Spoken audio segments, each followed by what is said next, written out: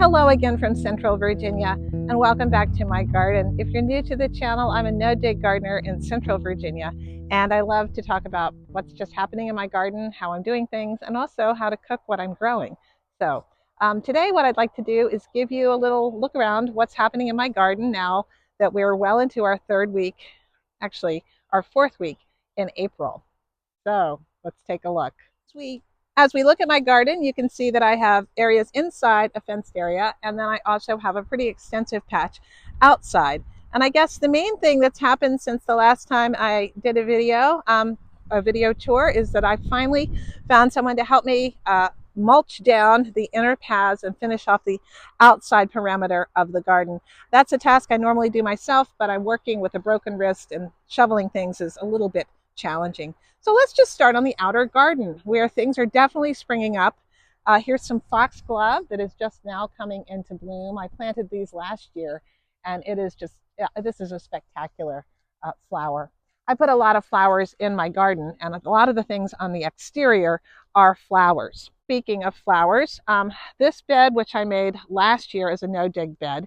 I'm deciding to do this all in flowers this year. But you can see that the very first of my gladiola patch is now coming up. These were planted, about 4 weeks ago, maybe 5 weeks ago. And then 2 weeks after that, I planted another batch. Later this week, I'm going to be putting in 3 dahlias in this remaining patch. I have some monarda growing on the outside. These are cilantro. And I read that cilantro grows well near the dahlias. It probably helps with pest control, I would imagine. All right, my artichokes here are finally starting to grow.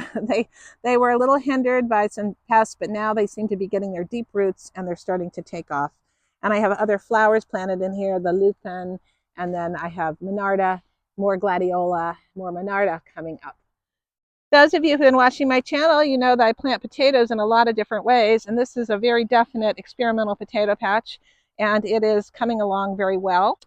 Right across from that is another patch. This is my Ruth Stout bed, and you can see here that the first potatoes, these were planted much later. These were planted, about the first week of April, or maybe very end of March, and they are definitely coming up. You see my blueberry rows. These blueberry bushes are 3 years old, so this year is the year where they're probably going to produce a good bit more.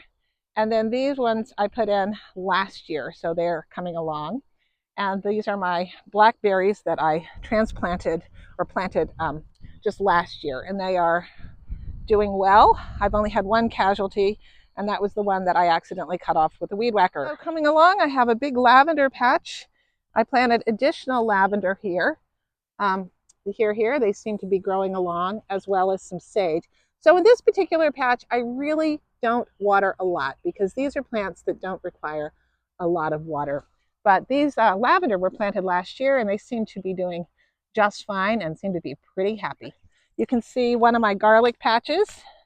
I'm going to come in and do a little fertilization in this because some of these don't look as healthy as I'd like them to look. However, this oregano, which I just transplanted from one little sprig last year, is going great guns, as is that daisy.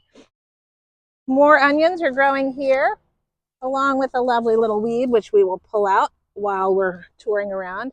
On this end, there are more onions, and we also have some volunteer brassicas. I think this might be a kale coming up here. And here's an onions that I have planted, and here is a weed, a blade of grass. Onions don't like to grow with grass, so if you see grass. Now look right here. Something came along and totally munched off that onion, which is unusual. Things aren't supposed to eat onions like that.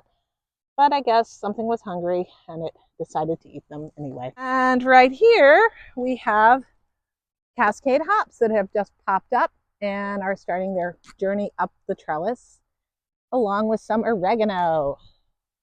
Here is some tarragon that's just showing back up, along with some grass weed, which we'll pull out.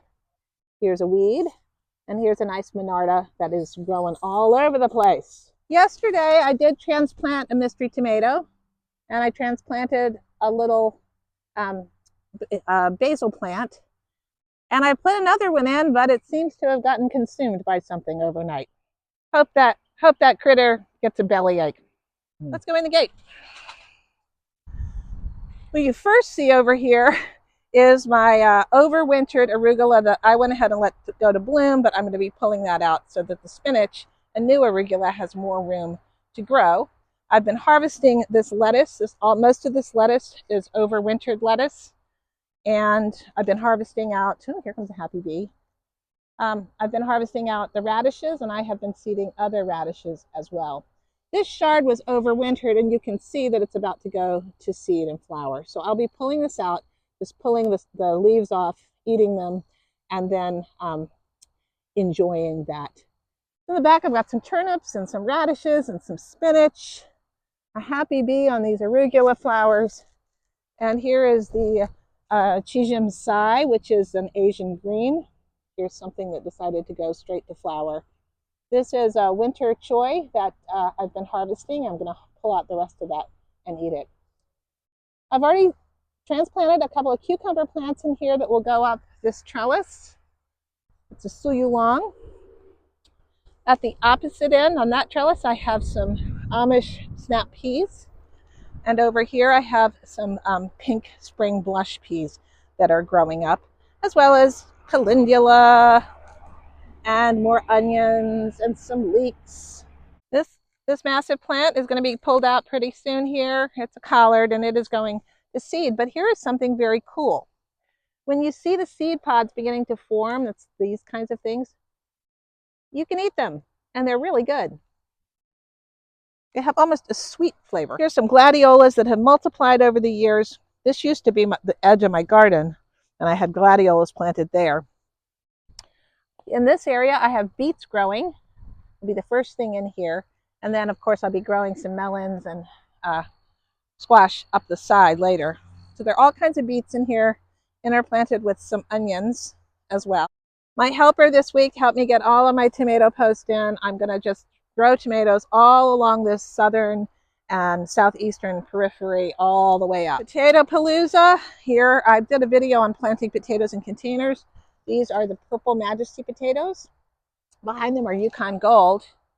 And over here is a row, these are the bush beans again, that are starting to come up. I will be planting additional rows of bush beans in here so I have them growing all along. On that side are volunteer potatoes and some carrots.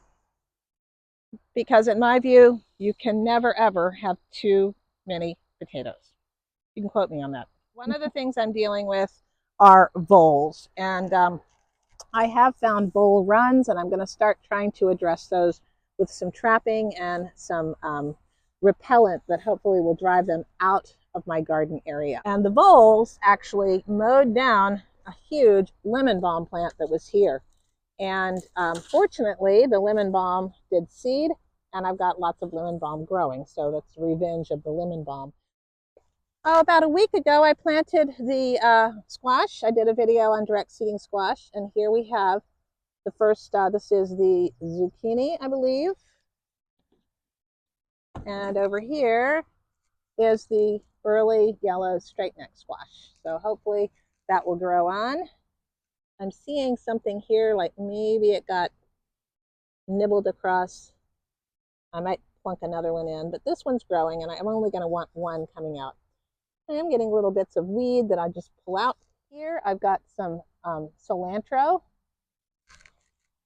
Now here is a problem.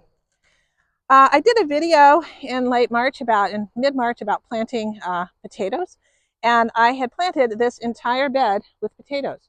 But you can see that only these potatoes, these are the La Salles, have come up. Now, why is that? I'm pretty sure that it was voles that got in there and ate the seed potatoes. Over in this corner, here are the random cabbage and by chance premium kale. We'll see how they grow. I'm going to have to treat these probably with some BT because they are out uncovered and they will definitely attract the caterpillar moth. So I will start treating this guy pretty soon because I'm seeing the white butterfly out. The kale is still a bit young and it looks like it's been nibbled down some by probably slugs. Here's some nice overwintered parsley here that's actually ready to flower, but it gives me a little early parsley. I had put in some cucumbers here, transplanted them, and they got hit by the cold wave. So you can see this one died. This one got some damage, but only on the cotyledon leaves. So I have already direct seeded some additional ones just yesterday. In the back, those are my nasturtiums coming up. And I have seeded some calendula and some marigolds in this front part as well. That just happened this week. So as you can see, most of the work I've been doing is just really prepping for the warmer months. I've been harvesting already quite a bit of food out of here, and I'm really happy to have gotten the help with those T-posts. Thank you, Seth, and the mulching of the exterior part of the garden, which I could not have done it without some help given this situation. 3 more weeks to go in this contraption. Can't wait to get rid of it. Anyway, thank you so much for watching today. Do give a like, consider subscribing. Thanks for watching. I hope you're well. Take care. Bye.